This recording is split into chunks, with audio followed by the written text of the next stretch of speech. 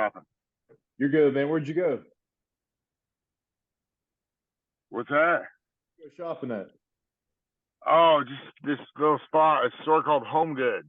I don't know if they got those where you're at. I have a sister, so man, I know all about it. I'm gonna be there soon. Yeah, I got 3 kids. So. Cool, man. But you ready to get started? Yeah, let's do it. Cool, man. So we'll start out. I was going to ask you about this to start out. So I saw a video, I guess it wasn't too long ago, Chael Sonnen. He brought you up. He was just talking about the origins of Team Quest. I just wanted to ask kind of you, like, how was that back then when it was you, Chael Sonnen, Dan Henderson, Randy Couture? Oh, it was pretty awesome, man. That's what I think I was 21 years old and I walked into Team Quest and got to start training with those guys pretty much right away.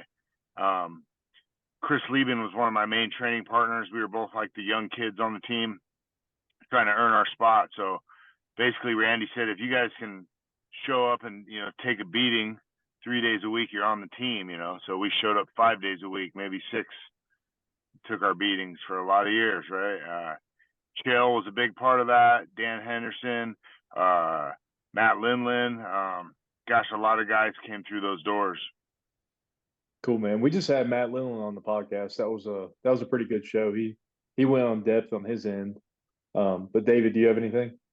Yeah. Did you I saw something too. I guess it was Chael. Did you know Chris prior, or did you meet Chris at the gym and just kind of y'all ironically happened to join at the same time? We just ironically joined at the same time, actually. It's kind of random. We were both from the same shitty neighborhood in Southeast Portland, and we didn't even know each other, but we found, each other in that place, which is pretty crazy. That is crazy, because I think it says, I think it was Chael again was saying like something about he thought y'all knew each other prior just because y'all's chemistry and how y'all, grappled and went to work every day. So I figured you knew him prior, honestly.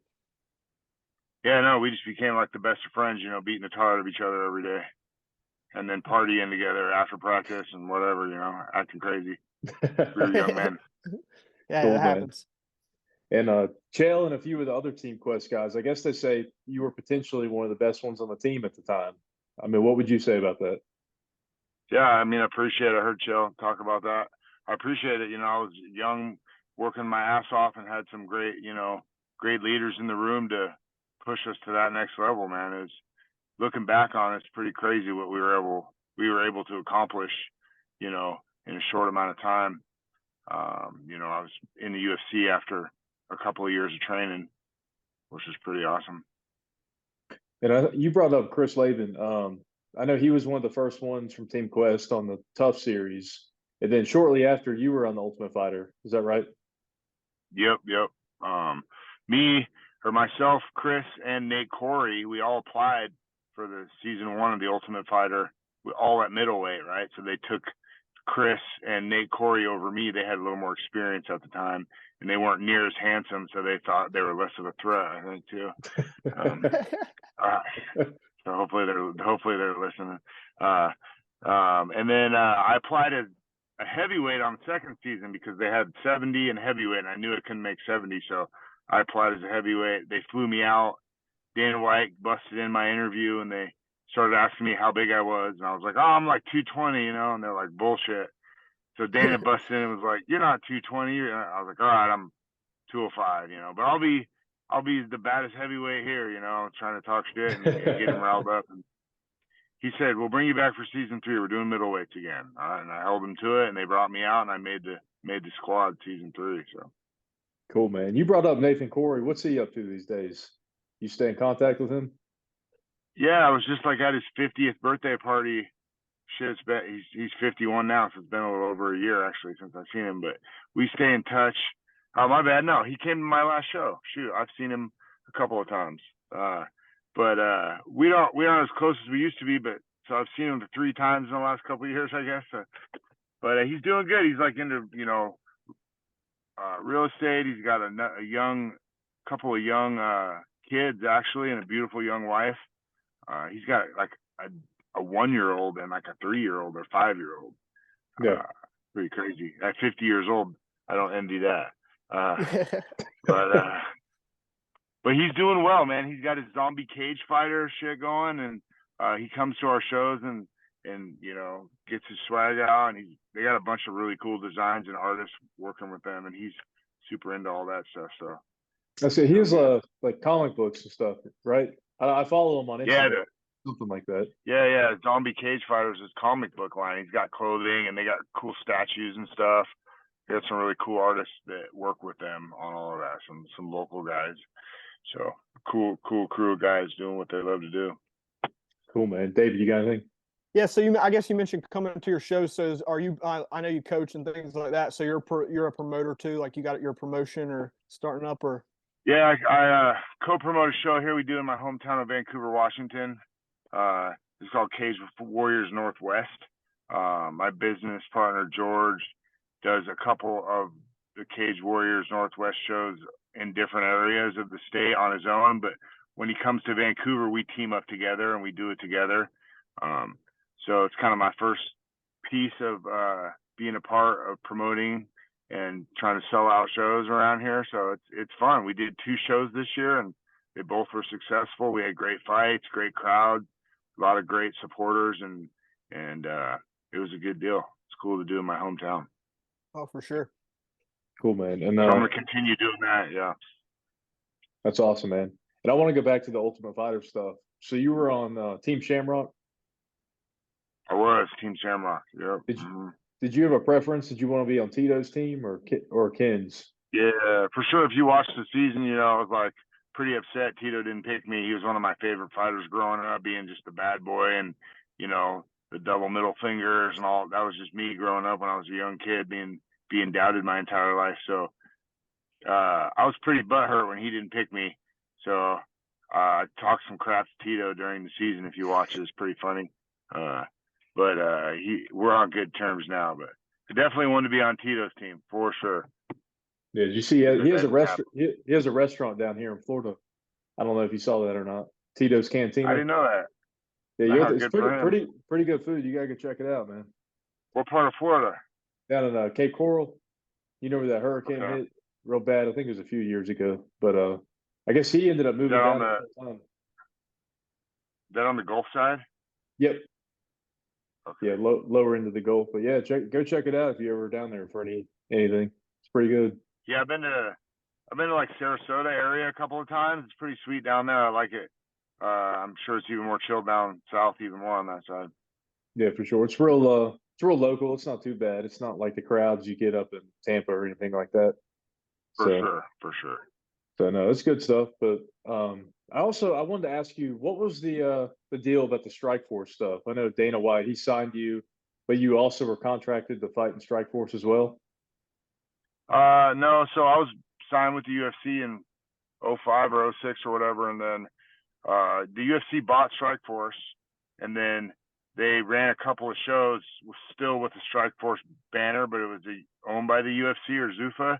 And their very last show that they did of Strikeforce, they could not find anybody to fight Jacare Salazar. So I, for some reason, took the fight on 2 weeks' notice to fight him.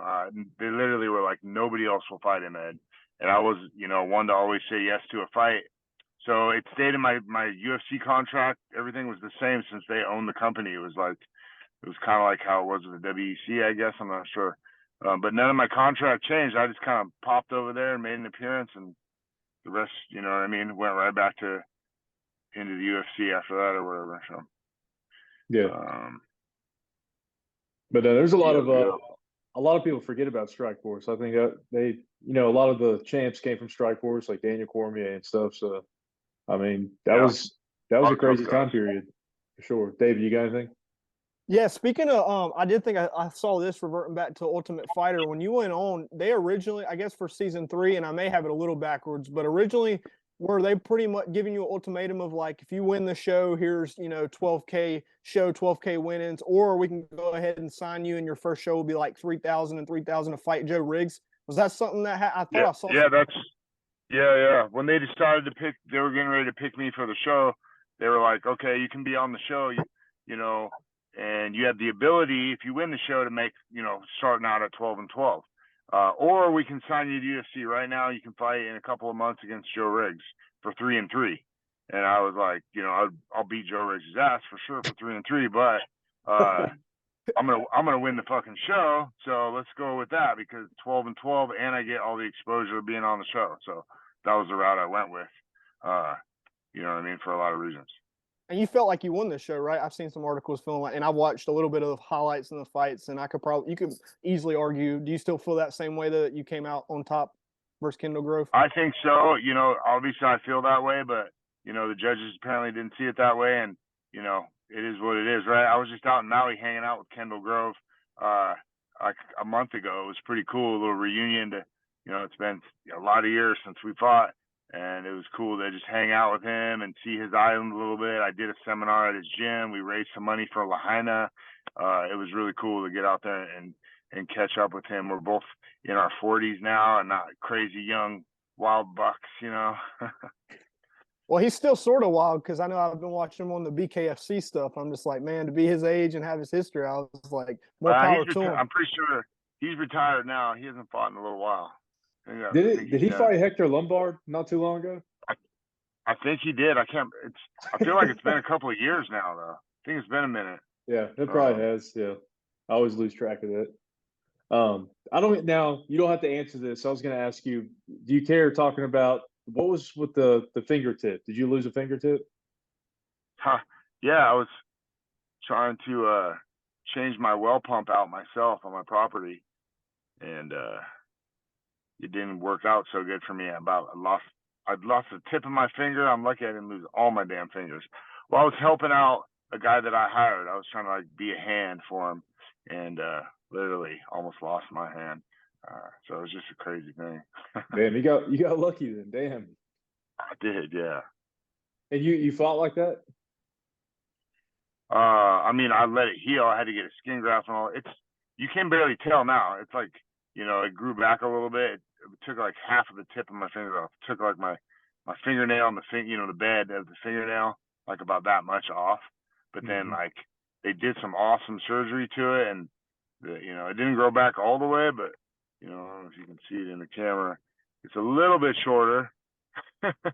That's amazing. You can't really tell. Yeah, that's not chopped off or that you had to lose a fingernail or anything. So that's good that it's fingernail grew back. That's funny because I posted that, and that's like the only post I think that I've ever had go like viral pretty much, and people still talk about it. It's like people love to see you get hurt. I got to post more pictures of myself getting fucked up. Well, yeah, we had Joe Riggs on, actually. Speaking of Joe Riggs, and he was talking about him shooting himself, and like people obviously cleaning his gun, and he shot himself, and just like and there's been a couple fights. But it's like people, yeah, you're right. People love those clips. Like you post a clip like that, and they're like, "Oh, Joe Riggs shot himself," and they like love it almost. And I don't get that either, but it is like enticing to watch, I guess. For sure, people love the drama. For sure. Well, Ed, do you got anything else you want to add?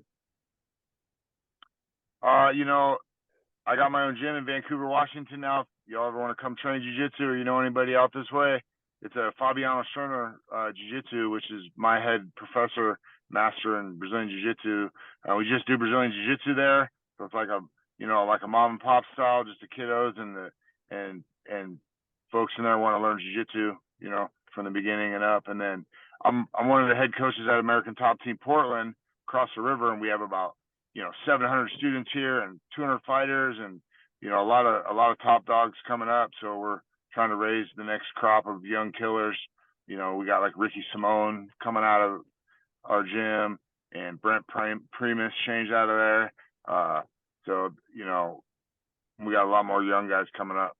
Yeah, Ricky's in the UFC, ranked in the top 10, and then Brent's been fighting for Bellator world titles. Yeah. But yeah, we got a solid gym there. So if you're over in the Northwest or know anybody out here, send them my way. Cool, man. We might have to do it, man. Yeah, we might have to do it for sure. You ever come Where down you guys at? I'm in Central Florida, and David, you're up in I'm near Charlotte, North Carolina, so. Oh shit. Okay, I've been to Orlando. I guess that's the most Central Florida I guess I've been. For bare knuckle fighting, when Chris Lieben and Paige fought, I went out there and cornered them. Cool, man. Oh shoot. Do you ever come down to Coconut Creek? I know since you're involved with American Top Team. Yeah, a couple times. I have been down there a couple times to go like to the facility and train, and then meet up with some of the other coaches and go over like coaching strategy and different stuff like that. Mr. Lambert's the man who owns ATT, and they got some of the best coaches in the world there and stuff. So it's we're trying to make a play out here in the Northwest too, and they're a good influence for us and a good bar to set for ourselves. For sure. Cool, man. Well, Ed, I appreciate you coming on. All right, guys, have a good night. All right, yeah, man, too, have a good one. Good luck with the shopping. All right, man. Peace. We'll see you, man.